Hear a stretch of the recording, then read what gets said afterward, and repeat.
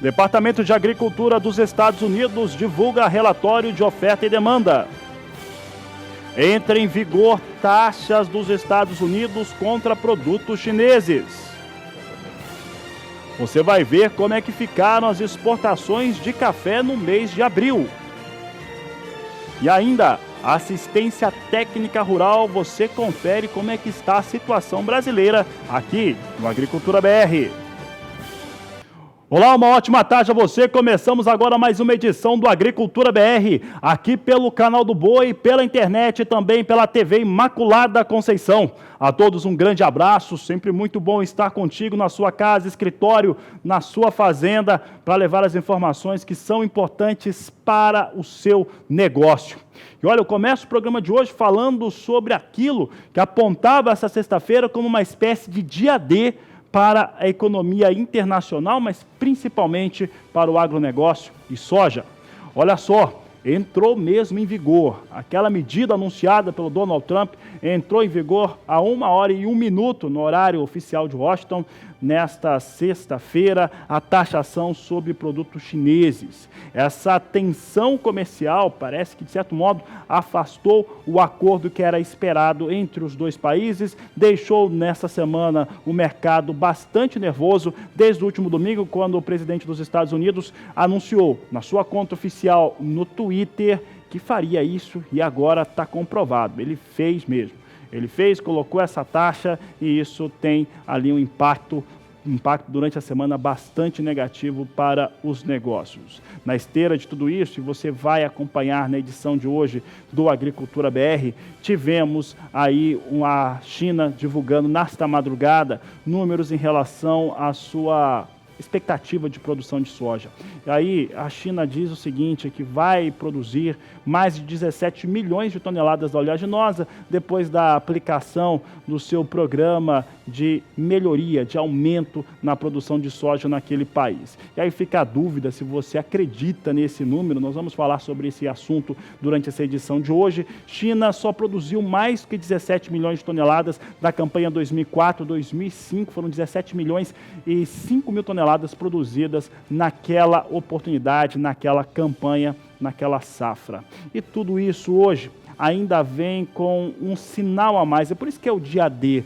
Era confirmar se os Estados Unidos faria mesmo a aplicação desses números, mas hoje, a imposição sobre a China, mas hoje também temos o Departamento de Agricultura norte-americano divulgando o relatório de oferta e demanda. E claro que isso traz ali impacto sobre os negócios, muita gente esperando esses números e você vai acompanhar no Agricultura BR aqui no canal do Boi.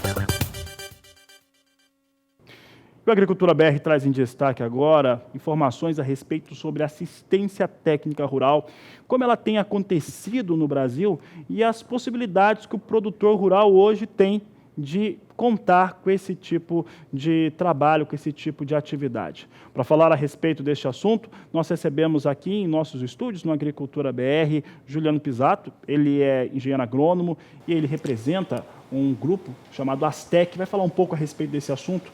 Mas, Juliano, prazer recebê-lo aqui no canal do Boi, aqui no Agricultura BR.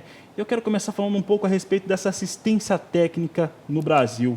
Hoje, se nós fôssemos classificar assistência técnica nas propriedades, principalmente nas propriedades rurais agrícolas, como é que tem sido a aplicação dela, como é que ela tem acontecido para pequenos, para médios e grandes produtores, ou pequenas, médias e grandes propriedades? Boa tarde, seja bem-vindo. Boa tarde, Fabiano. Obrigado pela oportunidade, pelo convite. Para nós é um prazer enorme estar participando do seu programa e falando com o seu público.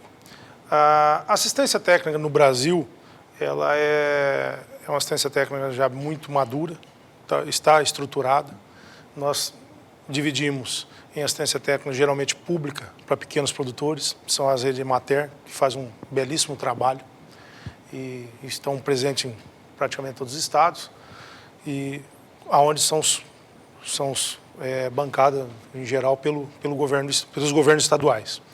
Nós temos a assistência técnica do médio produtor ao grande, que esse sim é feito ou pela assistência técnica particular, a qual nós fazemos parte, e inclusive represento a nossa associação, no caso do Mato Grosso do Sul, a Astec-MS, ou é feita pela assistência técnica comercial, que é aquela assistência técnica vinculado à venda de insumos, que o produtor muitas vezes tem acesso através de uma cooperativa, através de uma revenda ou de uma multinacional. Esses são os principais. Também temos o caso dos grandes, os maiores produtores já em outros níveis aí, que eles já possuem dentro do seu quadro de funcionários, engenheiros agrônomos, e que prestam essa consultoria para eles, prestam essa assistência para eles. Na grande parte hoje, o produtor rural brasileiro, ele tem ido às revendas e tem recebido, de certo modo, uma assistência técnica que é atrelada à compra de produto. Pode ser fungicida, herbicida, seja lá o que for. Vem acontecendo dessa maneira, mas é atrelado sempre à compra. Então, o indicador dessa assistência técnica é sempre pela aquisição de produtos dessa empresa ou dessa cooperativa. Essa é a melhor solução ou é a mais rentável para o produtor rural? Ora, na verdade é assim, né, Fabiano? Existe uma estrutura de assistência técnica particular, que é a que nós representamos. A grande maioria das nossas empresas são credenciadas em instituições financeiras, onde além da assistência técnica, faz o projeto para o produtor, a consultoria na parte financeira do crédito rural, ligado ao crédito rural. Para ser credenciado a essas instituições, nós não podemos, de maneira alguma, ter qualquer vínculo com insumos. Nós não podemos comercializar, não podemos participar de corretagem, ou seja, a assistência técnica particular, ela vive exclusivamente da prestação de serviço. Quando o produtor ele opta por ser servido de uma assistência técnica comercial, os nossos colegas engenheiros agrônomos que fazem esse serviço, sua grande maioria são profissionais muito bem gabaritados, são profissionais treinados, são éticos, mas existe um vínculo comercial. O produtor ele vai ganhar assistência técnica, vai ganhar, entre aspas, mas vai estar vinculado no produto que ele está utilizando. E aí, muitas vezes, o produtor perde um pouquinho a segurança de que se ele está usando esse produto e dali que está pagando assistência técnica, será que ele está usando da maneira que precisava, será que está usando a quantidade que precisava, no momento que precisava? Então, na verdade, é uma dúvida que tem, mas, no geral, posso dizer que os colegas nossos de revenda, de cooperativas, prestam um grande serviço também, um serviço muito importante no agro brasileiro. E dentro desse contexto nós temos os empresários rurais, os produtores, que fazem a contratação, né, do profissional, né, para prestar esse serviço privado. E ele vai colocar ali situações distintas, né, porque ele não está atrelado, no caso, a um produto ou uma marca especificamente. Como que essa atividade acontece e como que a associação ela atua nesse caso? A nossa associação, ela, como qualquer associação, ela defende os interesses da atividade das empresas associadas. Nós somos uma associação de empresas de consultoria. Então, a gente acredita da importância da assistência técnica pura, que a gente somos essa, né, assistência técnica pura, que não está vinculada. Acreditamos da necessidade de haver um amparo governamental quanto a isso. Veja bem que o ano passado, o Conselho Monetário Nacional desvinculou do crédito rural a assistência técnica, não permitindo que o produtor financiasse a assistência técnica. Financia semente, financia o insumo, financia o fertilizante, financia o fungicida. Só que é fundamental para aplicar esses produtos. E a assistência técnica ficou de fora. O que geralmente custa 2% do valor, podendo ser de 0,5% a 2%. Então, para você ter uma ideia, Fabiano, 1 hectare de soja, vamos dizer de soja, que é um hectare mais, a soja é a cultura mais conhecida, mais importante talvez no Brasil, ela fica em torno de R$2.000, um hectare de soja plantado, o custo dela. Quando a gente fala de assistência técnica, é até 2%, nós estamos falando que é até R$40. Ou seja, de toda a cadeia, o produto mais barato é a assistência técnica. E não é o menos importante, é o mais importante. Porque é com a assistência técnica que o produtor vai ter acesso à tecnologia desenvolvida naquele produto que ele está utilizando. Não adianta ele pegar um produto caríssimo muitas vezes. Vamos falar de fungicida, que é o produto mais caro que tem. Caríssimo, entendeu? Importantíssimo para a atividade dele, para a cultura dele, para a rentabilidade do negócio dele, para a produtividade dele, e por que não dizer, para a produtividade até nacional, podemos dizer isso, né? Para o interesse econômico nacional. E muitas vezes ele pega esse produto e aplica de maneira errada. Ou não de maneira perfeita, vamos dizer o seguinte. Né? Acaba acarretando mais aplicações ou pouca efetividade. E menos resultado. Sendo que uma aplicação, um tratamento de fungicida hoje no hectare, que são mais ou menos em torno de 3 aplicações, pode custar, depende do nível de tecnologia do produtor, mas pode custar R$200, R$300. Fungicida custa R$200, R$300.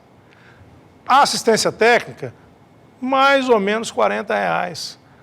E o governo, através do Conselho Monetário Nacional, tirou do crédito rural a assistência técnica. O produtor, se quiser pagar assistência técnica, tem que pagar do bolso, porque o governo não financia mais com crédito rural.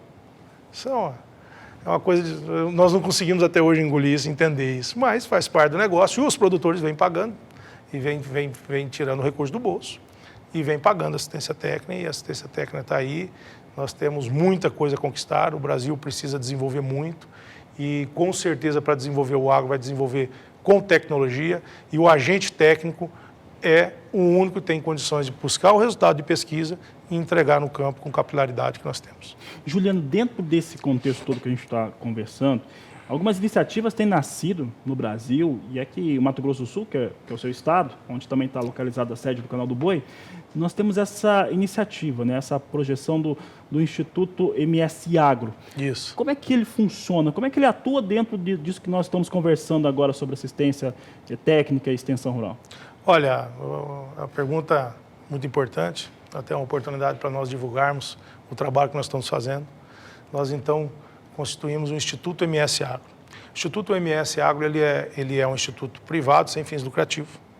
Ele tem como proprietários dele, ou mantenedores, né, 38 empresas dentro do Mato Grosso do Sul, a qual a minha faz parte. Eu sou um diretor do Instituto, não sou o presidente é o nosso colega, o Evandro Gelaim, que está fazendo um excelente trabalho à frente do Instituto. A função do Instituto é dar condições técnicas para que essas empresas levem a melhor qualidade de informação possível para o nosso produtor. O Instituto ele busca, geralmente a gente costuma falar isso, é o agente que vai buscar a pesquisa junto da Embrapa, junto das fundações, junto das universidades e de outros agentes de pesquisa, vai concentrar essas informações e vai colocar de uma maneira que seja possível esses técnicos ligados ao Instituto levar essa informação para o campo com capilaridade. O acesso fica mais rápido para os técnicos, para quem trabalha com isso? Muito mais rápido, o acesso é muito mais rápido. Você veja bem, a minha empresa, eu estou na Viraí, a Terra Fértil. Ela é uma empresa uma empresa pequena, ela dentro do meu município. Eu não conseguiria, por exemplo, dentro da minha empresa, pagar um profissional, um doutor em fertilidade do solo, um doutor em variedades e em tantas outras culturas, como mesmo a pastagem, um especialista em pastagem. A gente acaba sendo um clínico geral. E a hora que a gente precisa levar essa informação mais técnica para o produtor, nós temos que ter onde buscar. Nós temos hoje vários centros de pesquisas que dão muita informação para nós, é o que nós viemos até então nos apegando a isso e tal, e vem dando resultado, fazem um grande serviço. Aqui do estado do Mato Grosso do Sul, por exemplo, não posso deixar de falar aqui da Fundação MS, nós somos, inclusive, mantenedores da Fundação MS, é uma grande instituição, só que o Instituto ele veio para isso, ele veio para ter um núcleo duro de profissionais multidisciplinares dentro da agronomia, que vai conseguir trazer informação com muita capilaridade, muita tecnologia de ponta ao produtor rural, através dos escritórios associados ao Instituto. Esse é o projeto. Tá certo, Juliano. Juliano, agradeço a sua participação aqui no Agricultura BR. Muito obrigado, Fabiano. É sempre um prazer falar com o seu público é o nosso público também. Acreditamos muito no que fazemos e, com certeza, quando você trabalha, exerce sua profissão com amor, é muito satisfatório participar disso. Parabéns pelo grande trabalho que você também desenvolve no agro brasileiro. Obrigado, Juliano. Obrigado por ter vindo aqui para participar conosco. Você pode rever, inclusive, essa entrevista. Daqui a pouco, na hora que o programa acabar, você acessa nas nossas mídias sociais, no nosso canal no YouTube. Nós vamos para o intervalo comercial e daqui a pouco eu vou voltar falando a respeito dessa divulgação que o Ministério da Agricultura da China está dizendo que vai produzir mais de 17 milhões de toneladas de soja. Será que isso é verdade? Vai saber também dos efeitos aí das decisões de Donald Trump, expectativa em relação ao relatório de oferta e demanda que será divulgado hoje. É logo mais, depois do intervalo. Agricultura BR de volta e agora eu falo de três ou mais temas importantes. Mas olha só, primeiro vou começar falando a respeito da Bolsa de Cereais de Buenos Aires. Na tarde desta última quinta-feira, divulgou os números em relação à soja. Já falo desses números, soja, milho, acompanhamento de lavouras. Você vai saber também a respeito desses números apresentados durante a madrugada pela China, dizendo que vai produzir 17 milhões de toneladas da oleaginosa. E vamos falar também a respeito realmente, entrou em vigor essa tarifação sobre 200 bilhões de dólares aí que os Estados Unidos impõem sobre produtos da China. E como que isso, claro, afeta o seu negócio, claro que isso que é o mais importante de toda essa história. Começo falando a respeito da Argentina. A Argentina talvez o tema mais light desse bloco aqui do programa Agricultura BR. Sabe por quê? A Argentina divulgou, através da Bolsa de Cereais de Buenos Aires, né, nesta última quinta-feira, durante a tarde, como tradicionalmente acontece, sua expectativa em relação à produção de soja, mas principalmente como que vem a colheita da oleaginosa. A Argentina, ela vem num compasso que planta depois do Rio Grande do Sul, para ter um grau de comparação aqui com o Brasil. Então, eles estão ali chegando a mais de 50% de colheita, está dando tudo certo, não tem uma área ou outra que teve ali um atraso em relação à colheita, mas basicamente a situação para a soja na Argentina vem em situação muito positiva. A Argentina volta ao mercado mesmo e volta com uma safra muito boa de 55 milhões de toneladas. É o que eu vou mostrar agora. Vamos ver os números da Bolsa de Cereais de Buenos Aires. Você tem aqui a estimativa de 55 milhões de toneladas de soja, sendo colhido aqui 67,4% já dessa produção estimada já foi colhida. Esse é o destaque que nós trazemos aqui no Agricultura BR em relação ao país vizinho, em relação à Argentina. Agora vamos falar daquele país que está sempre em destaque. Falamos dele todos os dias, isso não é à toa. Eu falo da China. A China divulgou, o Ministério da Agricultura da China divulgou que vai ter uma expansão na sua produção de soja na campanha 2019-2020. Você acredita? A China, claro, estrategicamente divulga isso agora, seria um aumento de mais de 7% frente à safra passada e colocaria a China na sua maior produção desde a campanha 2004, aliás, supera a campanha 2004-2005. China produziria mais de 17 milhões de toneladas de novo. Então, ela afirma, o Ministério da Agricultura do país afirma que isso ocorre por conta do programa que é desenvolvido no país para fazer com que fique cada vez mais independente em relação à oleaginosa, coisa que é impossível, como todo mundo sabe. A China tem limitações em relação a produzir soja, é uma limitação desde questão de solo, mas principalmente em torno daquilo que se diz respeito à separação, à organização agrária do país. A organização agrária do país é bastante complicada, não permite assim uma produção de soja como o governo está dizendo que tem. Mas eles disseram que tem, e aí eu pergunto para você acredita nisso? Pode responder também, inclusive. Responde aqui no Agricultura BR, manda aí no nosso WhatsApp, o 67996562266, quero saber a sua opinião a respeito do tema. Mas nós montamos alguns gráficos que mostram como é que vem a situação da China em relação à produção nas últimas campanhas. Vamos ver na tela como é que está a produção chinesa. Você tem aqui a produção que eu estava citando, que a campanha 2004-2005 chegou a 17 milhões e 40 mil toneladas. Essa foi a maior produção de soja da história da China. Na campanha 16-17, 13 milhões 640 mil toneladas. 17-18, 15 milhões e 200 mil toneladas, 18-19, 15 milhões e 900 mil toneladas, e agora 17 milhões 270 mil toneladas. Os dados que nós estamos usando aqui, claro que da campanha 19-20 é do Ministério da Agricultura da China, e os demais números nós estamos usando os dados que são do Departamento de Agricultura norte-americano, que traz, né, mensalmente os dados, os números em relação à oferta e demanda dos grandes produtores, exportadores e, claro, importadores, e a China é o maior deles.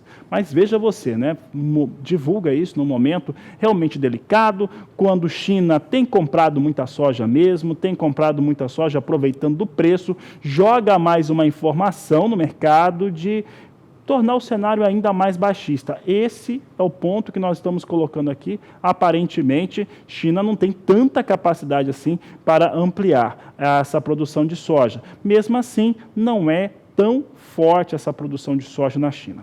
Vamos saber agora como é que vem o quadro de oferta e demanda chinês, usando os dados, os números do Departamento de Agricultura norte-americano e aquilo que é estimado também pelo Ministério da China. Os números serão atualizados ainda nesta sexta-feira, mas como você viu, a China, de acordo com o Ministério da Agricultura, daquele país, vai produzir 17 milhões 270 mil toneladas, vai ter aqui uma produção de vai ter aqui uma situação de processamento de 86 milhões e 600 mil toneladas, uma importação que vai comprar aí nessa campanha de 84 milhões e 900 mil toneladas e chegar a um consumo total de soja no país na campanha 2019-2020 de 103 milhões 560 mil toneladas. Esses são os números relacionados ao Ministério da Agricultura da China, como é que eles estão enxergando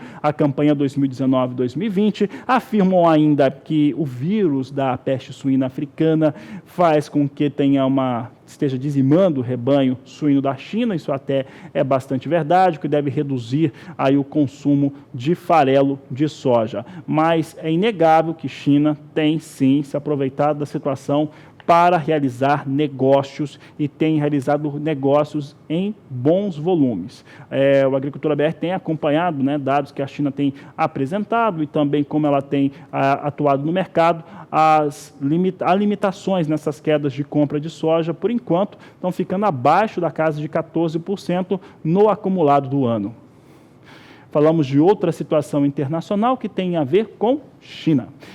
Como foi prometido pelo presidente norte-americano Donald Trump nesse último domingo, na sua página oficial no Twitter, tivemos aí realmente colocado em vigor essa taxação sobre produtos chineses, os 200 bilhões de dólares. Sobre produtos importados da China, aconteceu de fato e isso mexe com o mercado. O mercado, inclusive, vai precificando uma série de produtos como se o acordo comercial entre os dois países não fosse ocorrer. É por isso que soja também vem com uma pressão negativa tão forte, milho, entre outras commodities negociadas nos Estados Unidos. Esse é um aspecto desta situação toda colocada pelo Donald Trump, que ontem chegou a falar também através de mídia social que recebeu uma comunicação, vou colocar o termo que o presidente usou, linda, de Xi Jinping, presidente da China, mas que manteria a taxação e como de fato aconteceu. Donald Trump disse ainda que deve se reunir com o presidente chinês ou conversar com ele numa conversa mais formal a respeito do assunto do acordo comercial em breve, não descartou essa possibilidade, mas manteve as imposições. E essas imposições, somadas à expectativa de hoje para o relatório de oferta e demanda do Departamento de Agricultura norte-americano, será divulgado daqui a pouco, você tem ali um mercado esperando. Expectativa aqui para nós temos algumas curiosidades em saber como que o departamento está enxergando as exportações de soja no Brasil, ainda nessa safra. Queremos saber também números relacionados à China, e para a soja, para milho, claro, mas saber como é que o mercado vai se comportando em relação a esses dados. Vamos ver como é que Chicago recebe, ou espera o relatório de oferta e demanda, como recebe essa decisão, de fato, de manter a taxação como foi prometida. Posição de maio, já estão os contratos migrando para julho, tá? Então, a posição de maio começa a migrar para julho. Você vê que a única que vem num campo positivo, na verdade, é uma estabilidade em campo positivo, mas poucos contratos. O volume já bem baixo de contratos, já retomando posição ou piso de $8 por bushel. Julho, sim, a posição agora de maior liquidez, vem a $8,10 mais 6, perde 2 centes de dólar. Agosto perde 2 centes de dólar, vem a $8,17 mais 4. Setembro, $8,23 mais 2, perde 1,6 cento, é o que nós temos agora em relação à soja em Chicago. Basicamente, é onde está negociada a maior parte dos contratos, é de julho para lá, então temos soja mais uma vez em queda na Bolsa Norte-Americana. E todas essas situações que eu falei há pouco, relacionado aos Estados Unidos, China, taxação, 200 bilhões, 25% em produto chinês, influenciam também a moeda norte-americana. O dólar também vai ficando sensível a toda essa situação de maior volume, de pressões e principalmente desacordo entre as duas maiores potências econômicas do mundo, e muita gente reage comprando dólar. Vamos saber como é que vem o dólar comercial aqui no Brasil. Nós temos a moeda norte-americana agora R$ 3,96 mais 6, vem com um movimento de alta de 0,33%, não chega a ser uma alta tão alta assim, tão elevada, mas vem operando em alta com oscilações durante toda esta sexta-feira, destaque aqui do Agricultura BR. Bom, se o mercado agrícola mundial espera o relatório de oferta e demanda de daqui a pouco, o mercado financeiro tem outras expectativas, espera ali algum andamento, é o segundo dia de conversa entre chineses e americanos, porque o vice-premier da China está nos Estados Unidos, está participando de reuniões, então tem expectativas também o mercado financeiro. Eu quero saber como que os investidores aqui no Brasil estão reagindo, como é que é o entendimento do meu colega Walter Pulga Júnior sobre todas essas possibilidades. São muitas variáveis. Hoje podemos dizer, Pulga, que temos na economia internacional e também no agronegócio por conta dos Estados Unidos e China. Agora a gente está andando e produzindo e trabalhando, esperando vender de acordo com isso. Como que está o mercado financeiro reagindo a essa situação? Boa tarde, seja bem-vindo. Boa tarde a você, boa tarde a todos. Olha, o mercado reage com muita cautela, Fabiano. Isso é visível, é perceptível. Embora haja uma movimentação de baixa, tanto em bolsas como também no mercado de câmbio, o fato é que, eu digo baixo volume de negócios, não há um grande volume de negócios nos últimos dias, há um controle sobre a quantidade de negócios feitos. O fato é que há muita preocupação em relação à economia mundial como um todo. Mas vale lembrar que mesmo com a ameaça de uma retaliação do governo chinês a essa imposição de tarifas dos Estados Unidos, de 10% para 25% sobre 200 bilhões de dólares de mercadorias importadas pelos americanos da China, o fato é que ainda há uma negociação em andamento e sentaram à mesa ainda nesta sexta-feira e já discutem, já trocam informações de novo. Isso é um alento para o mercado. Agora, o dólar vai variando, O dólar chegou a se aproximar hoje de R$ 3,97. Foi a R$ 3,96 mais 94. Praticamente tocou aí R$ 3,97. Mas também, em alguns momentos, operou em queda, A R$ 3,93 mais 93, abaixo de R$ 3,94. Então, se aproximou de 3,97, chegou a operar perto de 3,94, agora há pouco tinha alta, mas a 13,96 mais 69, já perto da máxima do dia, Uma alta de 0,33%. E qual é a expectativa? A expectativa toda do mercado é em relação ao que ocorre ao final desta sexta-feira, quando será efetivamente dito alguma coisa sobre a possibilidade desse acordo. Aqui no Brasil, ainda aguarda-se alguma atividade na semana que vem em relação ao avanço da reforma da Previdência, que o mercado financeiro considera primordial para retomar o crescimento econômico do país. Agora, é muito importante lembrar, Fabiano, o que está ocorrendo com os grandes fundos de investimento. Aliás, a agência de notícias Bloomberg informava hoje que há um maior otimismo dos gestores de fundos de investimento brasileiros, e essa é a razão pela qual o dólar não dispara e ultrapassa R$4, porque os fundos teriam vendido mais de 3 bilhões de dólares em derivativos cambiais, ou seja, em dólar negociado no mercado futuro. A posição deles estava em números superiores a 15 bilhões e 250 milhões de dólares. Baixou agora para 12 bilhões e 100 milhões aproximadamente. Bom, o posicionamento dos principais investidores, incluindo bancos e também fundos estrangeiros, que estão comprados em dólar, portanto, estão deixando a posição de comprados, mostra que eles têm uma expectativa de valorização do real, ou seja, há ainda quem espere que o real volte a operar abaixo de 13,90, provavelmente a 13,80 mais adiante. Por isso, há essa, vamos dizer, estão se desfazendo dessas posições em dólar comprado. É esperar para conferir, Fabiano. Mas, enquanto isso, a Bolsa opera em baixa, agora há pouco perdia mais de 1%, recuava para números inferiores a 94 mil pontos, chegou a subir, foi a 94.882 pontos, mas não tocou os 95 não. Em alguns momentos chegou a operar perto de 93.200 pontos. No momento, a Bolsa recua. É mais um pouco do que nós vimos no início da semana, né? Salvo alguma oscilação, tendência da Bolsa é de baixa, tendência do dólar é de alta. Nada assustador, mas preocupante. Esse é o fato. É com você.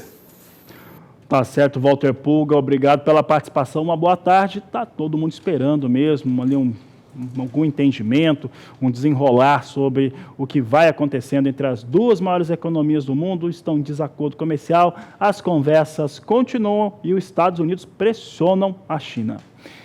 E vamos falar agora de soja no porto, vamos saber como é que vem os negócios agora nos portos de Paranaguá e Santos, a apuração da Grãos Corretora, pode colocar na tela. Nós temos acompanhado diariamente aqui os números, os dados, e você vê aqui que temos hoje Grãos apontando uma recuperação para a soja nos dois portos. Vai mantendo aqui uma situação de prêmio, você pode perceber que melhoram os prêmios pagos, vem com R$ 75,00 a saca de 60 quilos, é o valor de referência nesse dia 10 de maio nos dois portos. De acordo com a apuração da Grãos, Santos vai pagando um prêmio pela saca de soja de 90 centavos de real e também tem prêmio de 60 centavos de real na saca no porto de Paranaguá. Portanto, é o que temos aí hoje. Soja vai mostrando recuperação, começa a ter aquilo que nós apontávamos, né? Soja em Chicago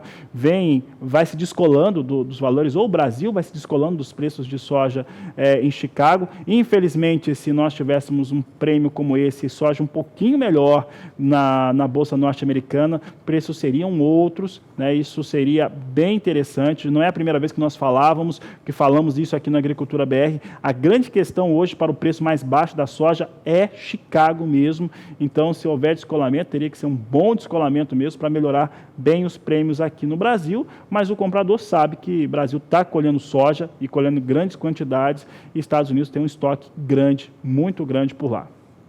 Nós vamos para um rápido intervalo comercial, daqui a pouco nós vamos voltar falando do mercado do milho. Eu convido você a participar do programa conosco, mande a sua mensagem no nosso WhatsApp. O número é 67996562266. Nós voltamos já.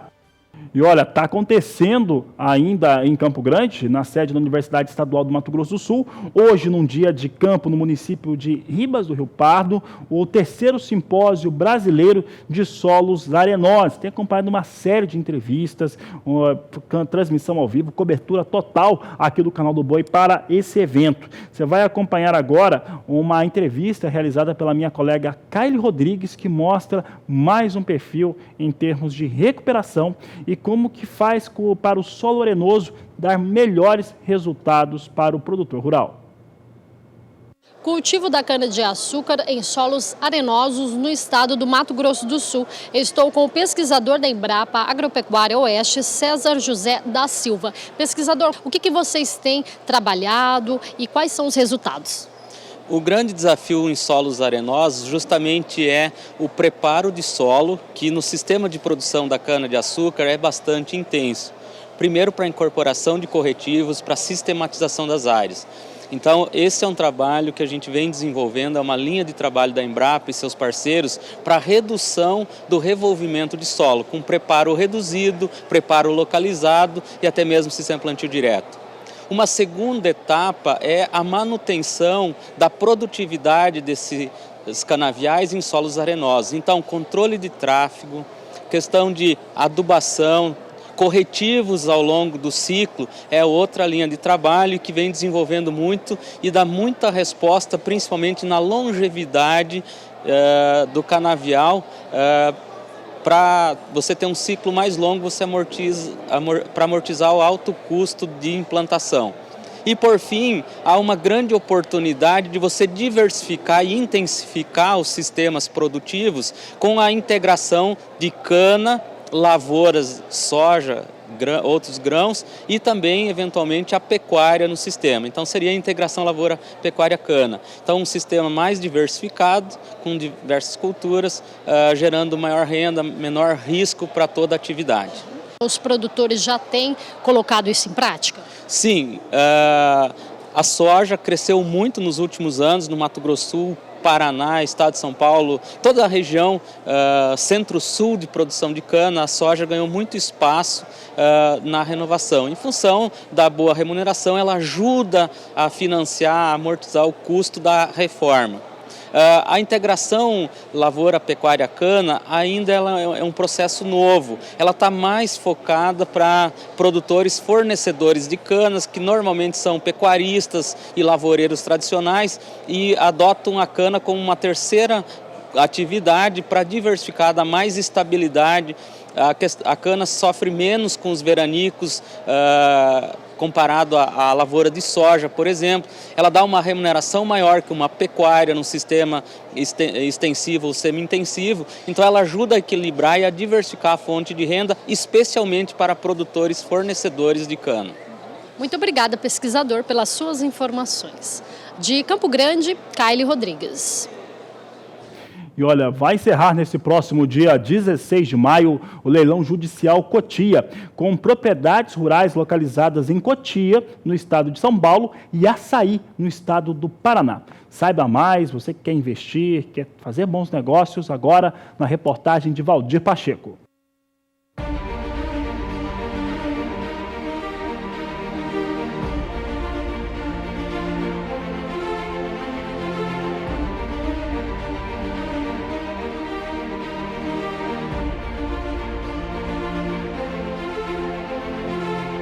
Aqui surge uma grande oportunidade de você iniciar uma atividade ou expandir os seus negócios através do leilão judicial de imóveis em Cotia, São Paulo e Açaí, Paraná, onde a segunda praça teve início no dia 25 de abril de 2019 às 15 horas e se encerrará no dia 16 de maio de 2019 às 15 horas, horário de Brasília. Um dos lotes do leilão judicial é um imóvel rural localizado na estrada de Imbu, número 3500, no bairro Moinho Velho, no município de Imbu, São Paulo, em uma área de 1.418.000 metros quadrados, próximo às rodovias Raposo Tavares, Regis Bittencourt e o Rodoanel Mário Covas. A antiga granja Moinho Velho foi implantada pela Cooperativa Agrícola Cotia como estação experimental e unidade de produção de frangos e ovos. No imóvel foram edificadas as benfeitorias necessárias para o desenvolvimento dessas atividades, como galpões criadouros, depósitos, almoxarifados, escritórios e residências para trabalhadores. O valor da avaliação é de R$ 58.590.593,88. Os outros 3 imóveis são urbanos e estão em Açaí, no Paraná.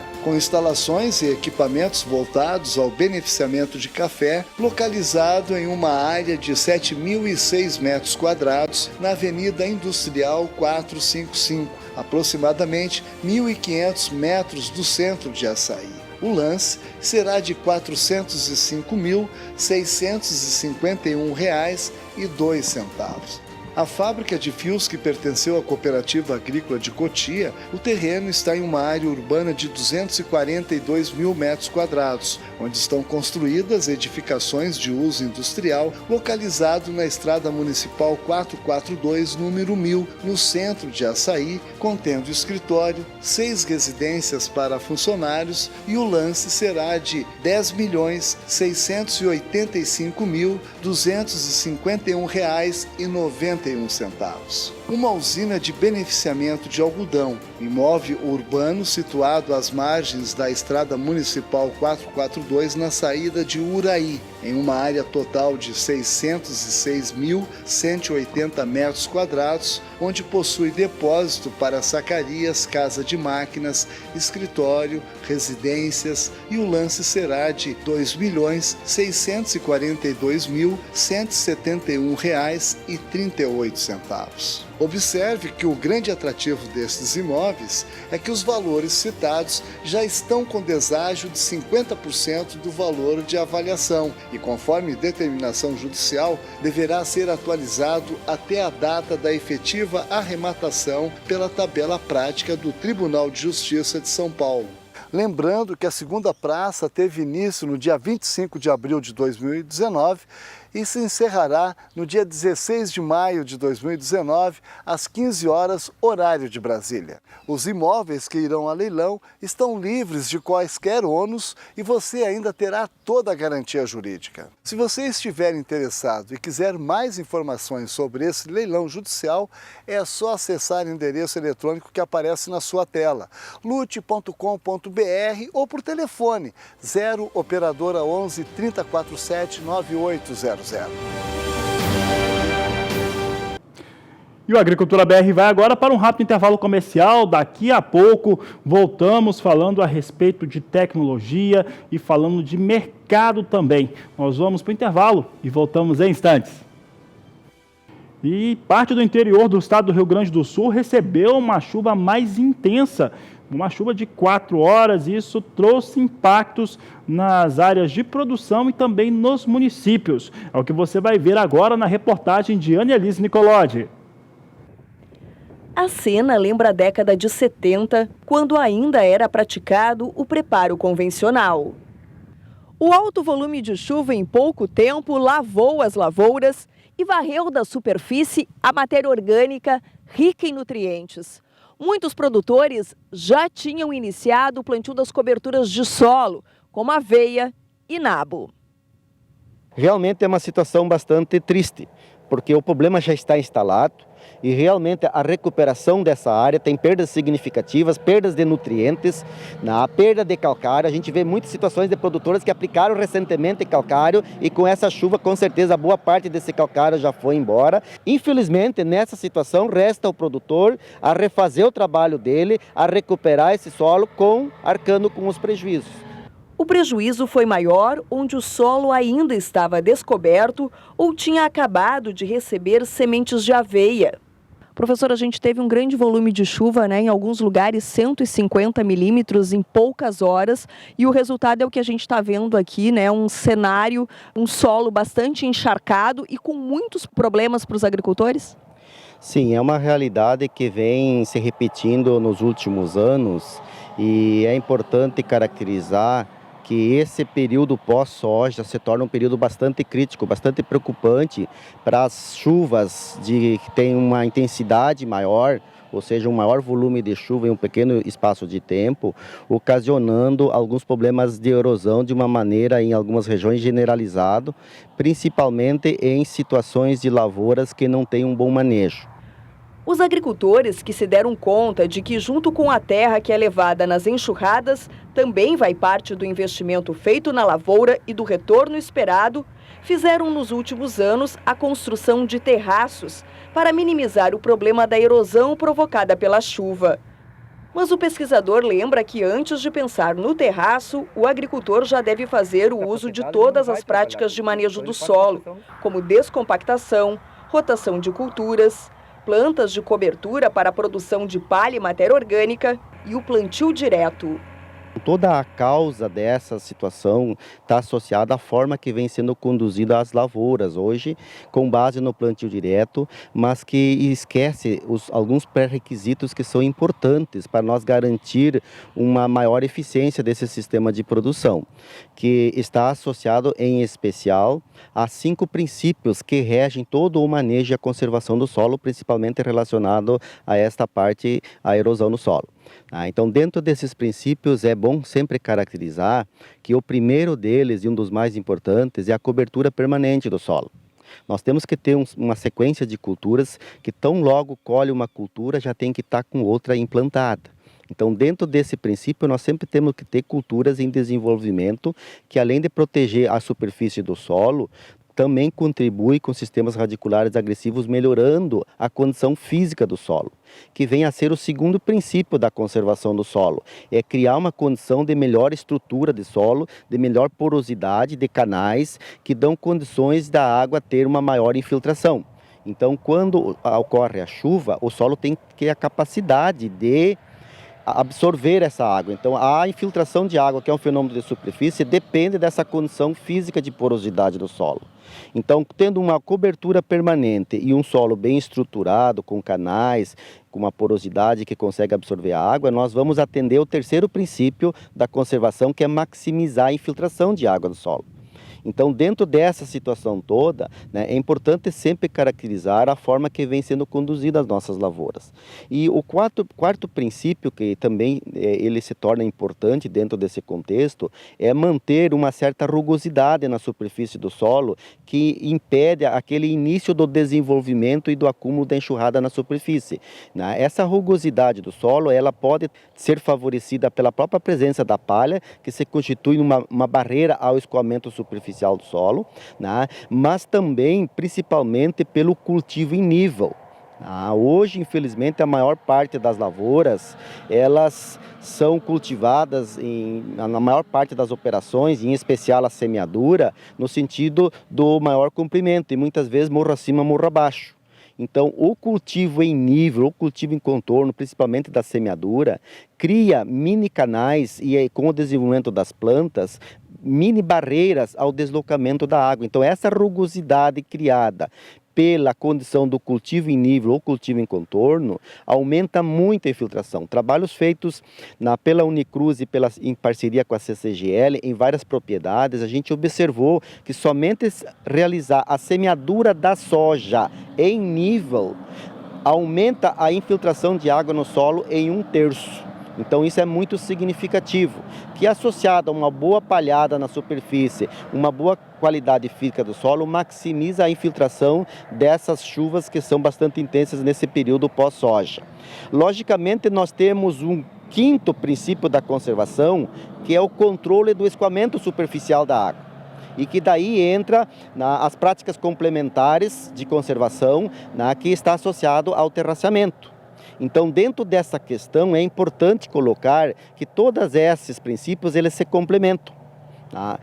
O quinto princípio, que se traduz no terraceamento, ele não é o mais importante e nem o menos importante. Não é uma questão de ser a favor nem contra.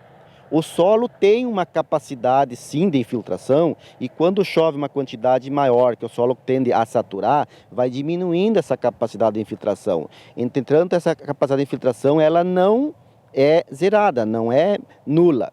Ela continua existindo em função da capacidade do solo em absorver essa água, que está associada à qualidade física. Então, a questão do terraço, em muitas situações de lavoura de alta declividade, como nós observamos aqui em situações vizinhas, realmente, quando a gente não tem uma condição de palhada e não tem uma qualidade de estrutura de solo para absorver essa água, realmente vai ter eventos que o solo excede a capacidade de infiltração e vai ter escoamento superficial.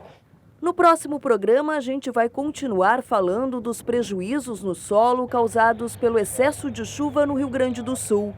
O pesquisador da CCGL e professor da Universidade de Cruz Alta vai trazer dicas importantes de culturas e processos que podem ajudar a evitar a erosão.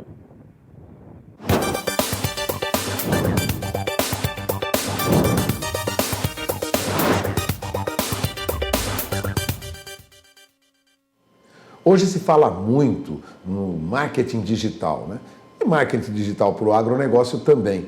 Mas o que é o marketing digital? Bom, eu tenho aqui ao meu lado hoje o jornalista Ronaldo Luiz. Ronaldo Luiz é conhecido no mercado agro, foi um dos assessores durante anos de comunicação da Sociedade Rural Brasileira e hoje tem um projeto que visa repassar conhecimento sobre marketing digital para o agronegócio. Obrigado por ter vindo, Ronaldo. Vamos explicar o que ocorre nesse mercado. O que é esse marketing digital para o agronegócio? Muito bem, Valdo. Primeira satisfação estar aqui no teu programa, aqui no canal do Boi.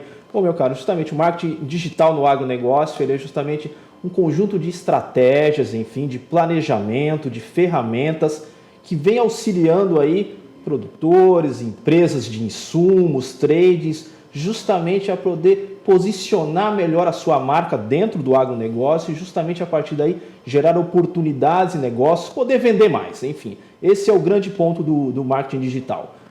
O marketing digital é diferente do chamado marketing tradicional, de panfleto, Sim, de revista, de anúncio? Exatamente. O que faz ele ser diferente? Acho que a principal característica do marketing digital que difere do marketing tradicional, o marketing digital tem a sua parte, obviamente, de criatividade, enfim, de planejamento, de conteúdo, que é muito importante, mas o principal pilar do marketing digital são os dados. É você poder identificar, a internet te entrega isso, né? Você tem uma série de ferramentas pelos quais você pode identificar de uma maneira muito mais rápida e precisa tendências, o que vai acontecer, de onde estão as oportunidades, de onde estão vindo os seus leads. Leads são os seus potenciais clientes.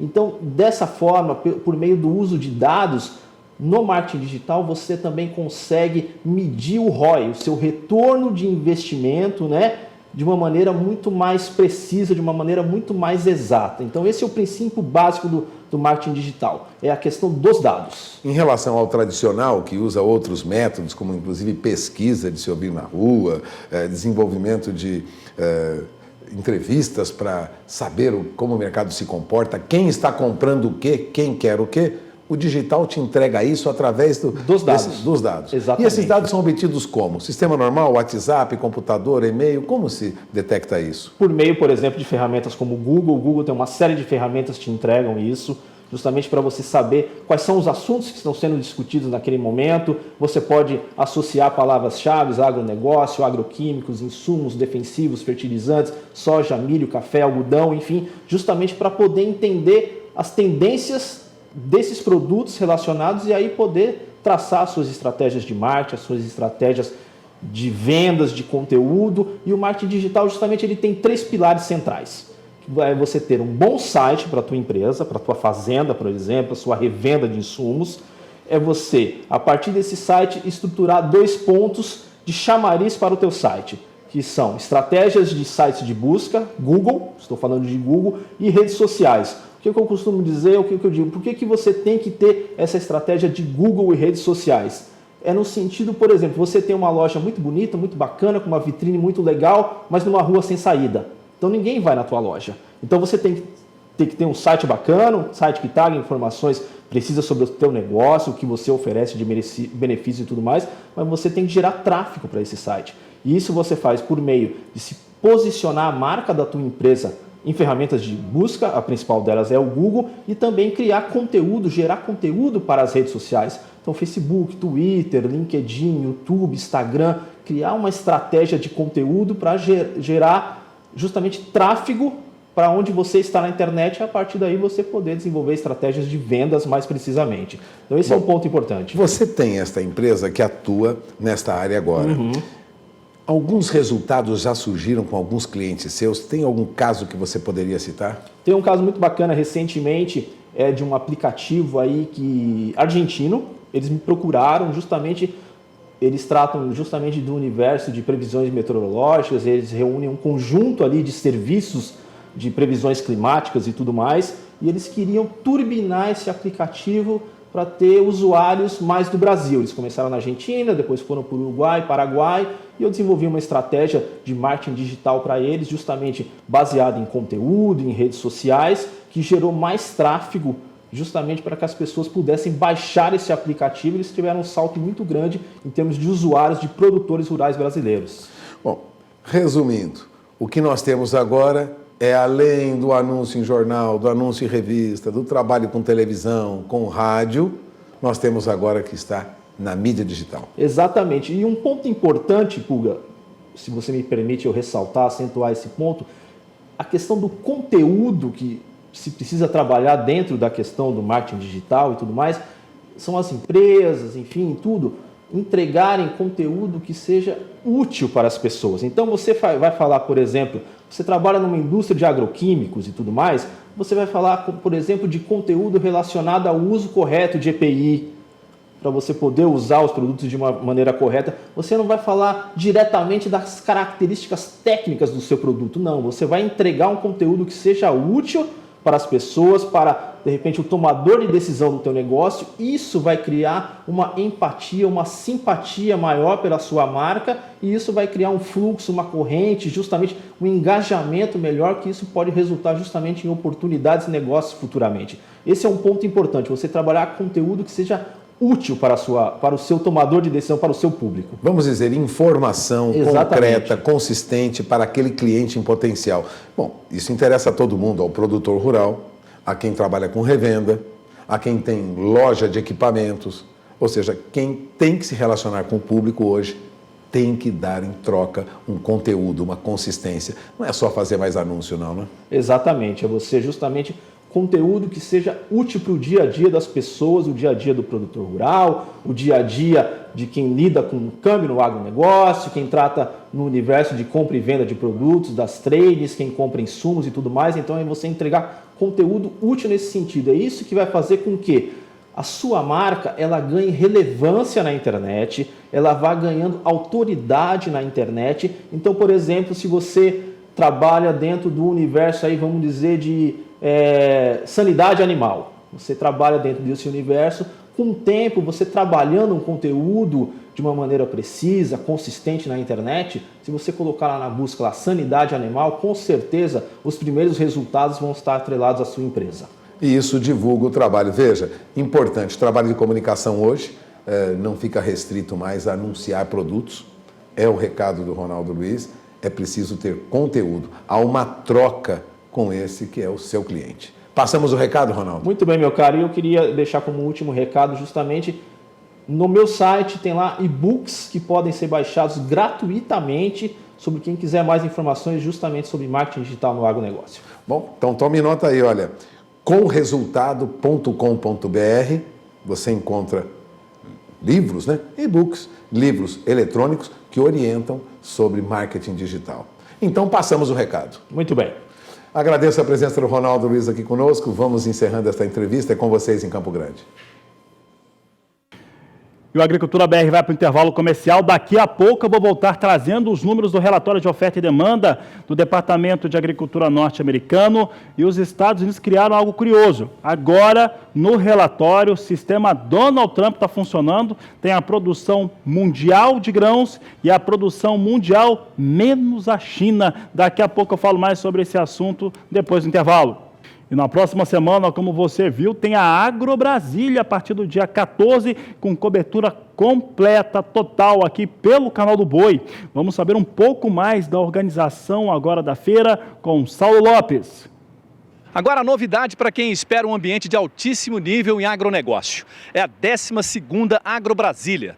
Vai ser realizada praticamente uma fazenda de 50 hectares, expectativa de público de 120 mil pessoas e um altíssimo faturamento. Nós conversamos com José Guilherme Brenner, que vai dar os detalhes deste evento. Olha, a AgroBrasília é sempre um evento surpreendente. As pessoas que moram em Brasília não têm ideia da agricultura que se pratica aqui no Distrito Federal, uma região aí que envolve os municípios de Cristalina, de Unai, Formosa, uma região que tem a maior área irrigada aí da América Latina. Então é uma região que usa muita tecnologia e essa feira, já é uma feira tradicional, está indo para a sua 12ª edição. Muito bem, qual o tamanho do evento esse ano? A área da feira é uma área de 50 hectares, né? Nós esperamos... Uma fazenda? É a sede da cooperativa, né? Uma parte importante da cooperativa, né? Que quem organiza é a Copadef, a cooperativa aqui da região do DF. Ela é também, assim, ela tem uma área voltada para a agricultura familiar, em parceria com a Emater, que nós chamamos de EVAF, Espaço de Valorização da Agricultura Familiar, onde são demonstradas diversas rotas tecnológicas adaptadas à agricultura familiar. Temos também o espaço com 450 expositores, voltados muito para maquinário, para defensivos agrícolas, para insumos, sementes. Né? Temos uma área muito importante de sementes aqui no Distrito Federal. Né? E, então é uma feira que, vamos dizer, que ela tem atração para todo tipo de agricultor, todo tipo de pecuarista da nossa região. Imagino, então, quantas pessoas são esperadas? Qual a expectativa? A nossa expectativa esse ano é para 120 mil espectadores. É uma cidade visitando a feira nos dias de evento? Exatamente, são 5 dias de feira, né? Então dá para dizer que vão ter uns 20, 30 mil pessoas por dia. E faturamento, dá para a gente poder imaginar também? A ideia nossa de negócio esse ano é em torno de R$1,5 bilhão de reais em faturamento. Fatura mais que muitas cidades pelo Brasil afora? Só em 5 dias de evento? Com certeza, né? A agricultura é um ramo que exige muito investimento, né? É sempre feito muito investimento em tecnologia, então esse faturamento é fruto disso aí. O último lembrete então, hein? 12ª Agrobrasília, começa terça-feira, dia 14 de maio, vai até o dia 18, sábado que vem. De Brasília, Saulo Lopes. Nós vamos ao intervalo comercial e daqui a pouco eu trago os números do relatório de oferta e demanda do Departamento de Agricultura dos Estados Unidos para a soja, divulgados há pouco com a campanha 19-20 também. Voltamos já. Você quer saber se a situação entre Estados Unidos e China está se resolvendo? Olha, um dos elementos que nós hoje, nessa sexta-feira, que nós já falávamos que era um dia D, por conta da aplicação das taxas, das tarifas, do relatório de oferta e demanda, então importante para a agricultura mundial, sabe o que o Departamento de Agricultura dos Estados Unidos criou? E criou inspirado, claro, no seu presidente, Donald Trump, criou o seguinte: agora tem no relatório a produção mundial de grãos e a produção mundial de grãos fora a China. Está escrito desse jeito no relatório.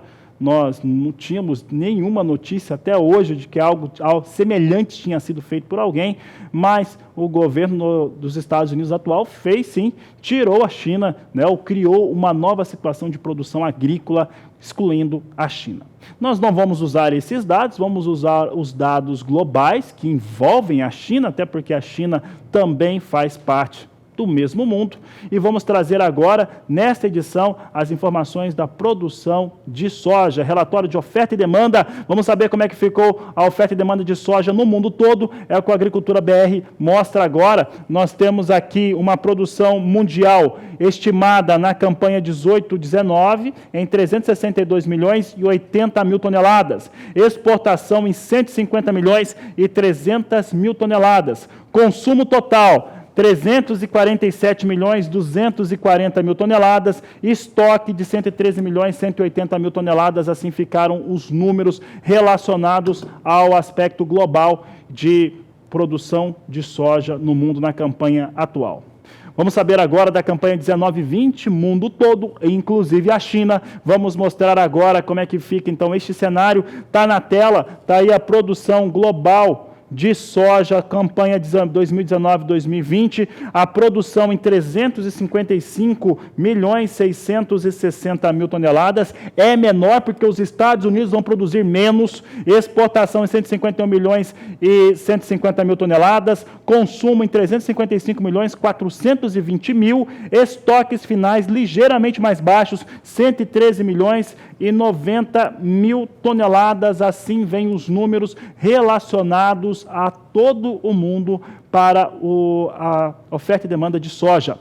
Vamos saber agora do Brasil. O Departamento de Agricultura dos Estados Unidos trouxe dados atualizados em relação ao Brasil, campanha 2018-2019, com redução na estimativa de exportação, mas ainda acima de qualquer dado aqui nacional no Brasil. Veja só, produção no Brasil segue estimada em 117 milhões de toneladas, exportação 45 milhões 350 mil, aqui está ao contrário, o pessoal colocou ao contrário aqui a exportação e consumo. 45.650.000 é o consumo interno, exportação em 78.500.000 toneladas, portanto, permanece com dados muito elevados aqui o Brasil em relação à exportação, acima de 70 milhões de toneladas, é o que nós trazemos em destaque nessa campanha 2018-2019. Agora eu falo da campanha 2019-2020 brasileira. Então, eu sigo falando de Brasil agora e falo da campanha 2019-2020. Acompanhe nos dados comigo agora em relação ao Brasil, já que o Brasil passa a ser disparado o maior produtor de soja do mundo. 123 milhões de toneladas é a expectativa de produção no Brasil na próxima campanha, 19-20. A exportação permanece alta, 75 milhões de toneladas. Consumo interno no Brasil de 46 milhões e 500 mil toneladas. Assim vêm os dados para o país em relação à soja. Nós temos aí, então, uma campanha 2019-2020 com o Brasil absoluto em relação ao que se produz de soja, o maior produtor e exportador global. E agora falamos de Estados Unidos. Estados Unidos voltou a recuar na campanha 2018-2019 a sua estimativa de exportação. E em relação às exportações, produção, estoques para a campanha nova 19-20, você vê agora, veja comigo na tela então como é que fica oferta e demanda de soja nos Estados Unidos. Nós temos produção estimada, você vê que vem mais devagar a produção da campanha americana, 112.950.000 toneladas, exportação 53.070.000, consumo interno americano 61.090.000 toneladas, estoques finais 26.410.000 toneladas de soja. Olha, relação à China, né, já que os Estados Unidos fizeram essa coisa, né, agora, de novo, se você chegou agora, o Departamento de Agricultura norte-americano criou agora duas lacunas para falar do mundo. É a produção agrícola mundial e a produção agrícola mundial menos a China. Usamos sempre os dados mundiais, porque entendemos que a China também faz parte do mundo. Então, temos agora os dados chineses de oferta e demanda de soja. E olha só, se o Ministério da Agricultura da China falou que vai produzir a China mais de 17 milhões de toneladas de soja, o Departamento de Agricultura norte-americano acredita mesmo que vai acontecer isso. Veja comigo na tela, então, como é que fica a oferta e demanda de soja chinesa nessa campanha 19-20. É a campanha que vai ser mais impactada em relação à peste suína africana naquele país. Produção estimada em 17 milhões de toneladas. Exportação, importação, 87 milhões de toneladas. O pessoal que deixou exportação ali, mas é importação, 87 milhões de toneladas. Consumo interno na China, 103.700.000 toneladas. Estoque, 22.370.000 toneladas. Então, China segue importando, comprando muita soja, importação chinesa em 87 milhões de toneladas. Assim ficam os dados da China para a soja. Bom, e agora o que nós queremos saber é como que soja em Chicago reage a essa situação toda. É o que a Agricultura BR vai mostrar agora. Vamos ver se a gente consegue posicionar a soja em Chicago, porque tem a ver com esse impacto de mercado agora. Podem posicionando, por favor, porque todo esse relatório impacta onde exatamente? É nos negócios com a oleaginosa na Bolsa norte-americana. Se a minha produção puder me posicionar aqui como é que vem soja em Chicago, nós temos aí negócios acontecendo que estavam esperando exatamente esse relatório de oferta e demanda.